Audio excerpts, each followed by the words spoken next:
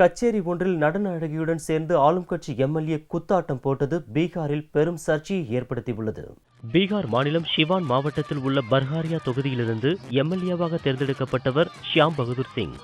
ஆளும் ஐக்கிய ஜனதாதளம் கட்சியைச் சேர்ந்த அவர் தனது சொந்த தொகுதியில் நடந்த இசை நிகழ்ச்சியில் கலந்து கொண்டார்.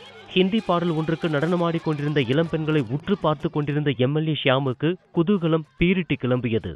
செருப்பை கழற்றி போட்டுவிட்டு நடன மங்கைகளுக்கு இணையாக குத்தாட்டம் போட்டார். எம்எல்ஏவின் குத்தாட்டம் கூடியிருந்த மக்களிடையே பெரும் கைத்தட்டல்களை பெற்றது. எம்எல்ஏ ஷியாம் கைதேர்ந்த டான்சர் அல்ல, அவர் அருந்தியிருந்த மதுபானம்தான் அவரை ஆட்டம் போட செய்துள்ளது.